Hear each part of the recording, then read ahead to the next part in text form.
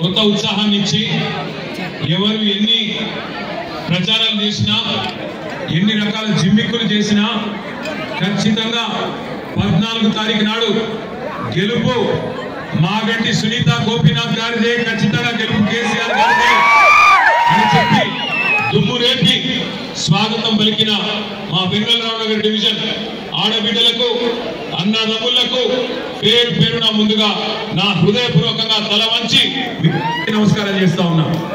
సోదరి, ఈ Vengalrao Nagar division corporator dynamic leader మనందరి ఆడబిడ్డ శ్రీమతి జయదీప్య గారు, అట్లాగే గౌరవనీయులు మాజీ శాసనసభ్యులు పీజేఆర్ వారసుడు, మీ అందరికీ ఆప్తుడు, మీ సోదరుడు తమ్ముడు విష్ణువర్ధన్ రెడ్డి గారు, అట్లాగే ఈ డివిజన్ లో ఎంతో కష్టపడి మరి గత నెలన్నర రోజులుగా తమ తమ నియోజకవర్గాలు వారి బాధ్యతలు పక్కన పెట్టి మన గెలుపు కోసం, మీ గెలుపు కోసం వెంగళరావు నగర్ డివిజన్ లో గులాబీ జెండా ఎగరాలని కష్టపడి పనిచేస్తున్న గౌరవనీయులు సోదరులు ఎల్బీ నగర్ ఎమ్మెల్యే సుధీర్ రెడ్డి గారు,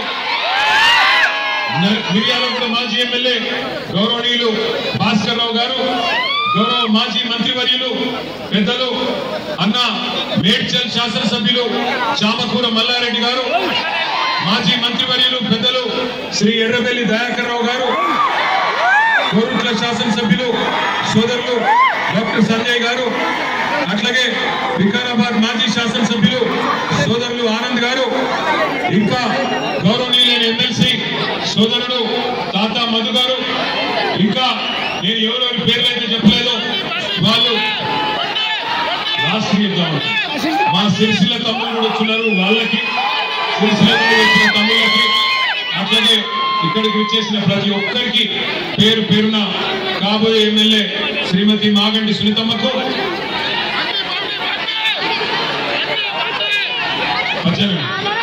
పక్కానా 11 తారీఖు నాడు గెలుసుడు పక్కానా 100%. చాలా చాలా సంతోషం. ఇవాళ ఇక్కడికి వచ్చేటప్పుడు మా మిత్రులు కారులో ఉన్న నాతో పాటు ఉన్న గౌరవ నాయకులు నాకు మా తలసాని సాయి కిరణ్ గారు ఒక వీడియో చూపెట్టిండు. ఏంది అంటే, ఇప్పుడే ముఖ్యమంత్రి గారు ప్రెస్ మీట్ పెట్టిండంట. ప్రెస్ మీట్ పెడితే ప్రెస్ వాళ్ళు అడిగింది, మరి సార్ నువ్వు జూబ్లీహిల్స్ ఓడిపోతే ప్రజల్ని అడుగుతా ఆయన ముందే చేతులు ఎత్తేసిండు. గట్టెట్లయితే జూబ్లీహిల్స్ ఓడిపోతే ఏమైతుంది, ఏం కాదు, ఇక నేను ఒప్పుకోను, ఏమైనా చిన్న చిన్న మార్పులు ఉంటే చేసుకుంటా అని చెప్తున్నాడు. అంటే దాని అర్థం ఏంటంటే రేవంత్ రెడ్డి కూడా తెలిసిపోయింది, పక్కాగా 14 తారీఖు నాడు ఇక్కడ ఎగరబోయేది గులాబీ జెండా అనే మాట రేవంత్ రెడ్డి కూడా తెలిసిపోయిందా? పక్కానా? ఒక అది జరిగింది. ఇక్కడికి వచ్చేటప్పుడే చూసిన, అర్థమైపోయింది అందరికీ. దయచేసి మిత్రులందరికీ నేను ఒక విజ్ఞప్తి చేస్తా ఉన్నా, గౌరవ ఆడబిడ్డలకు అన్నదమ్ములకు ఒక్క ప్రార్థన మీతో. గత 25 సంవత్సరాలుగా టిఆర్ఎస్ పార్టీ పుట్టిన నాటి నుంచి, ఆనాడు టిఆర్ఎస్ గా స్థాపించబడ్డ నాటి నుంచి నేటి వరకు 25 ఏళ్లలో 14 ఏళ్లు ఒక ఉద్యమ పార్టీగా రాష్ట్ర ఏర్పాటు కోసం కొట్లాడినారు.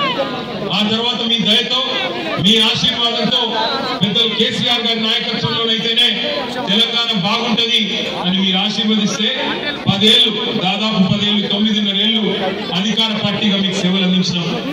2023 డిసెంబర్లో ఎలక్షన్లు అయితే ఆనాడు హైదరాబాద్ మహానగరంలో మీరెవ్వరూ కూడా ఒక్క సీటు కానీ ఒక్క ఓటు కానీ కాంగ్రెస్ పార్టీకి వేయకుండా మొత్తంగా బీఆర్ఎస్ పార్టీకి వేసి ఇక్కడ జూబ్లీహిల్స్ నియోజకవర్గంలో కూడా స్వర్గీయ మాగంటి గోపీనాథ్ గారిని మీరు గెలిపించడం జరిగింది. హైదరాబాద్ లో ఒక్క సీటు కూడా కాంగ్రెస్ ఇవ్వలేదు. కానీ ఒక్కసారి ఈ 25 ఏళ్లలో ఏమేమి జరిగింది రాజకీయం ఆలోచించాలని చెప్పి కూడా నేను కోరుతా ఉన్నాను. ఎంతో మంది ముఖ్యమంత్రులు మనం చూసినాం. 25 ఏళ్లకి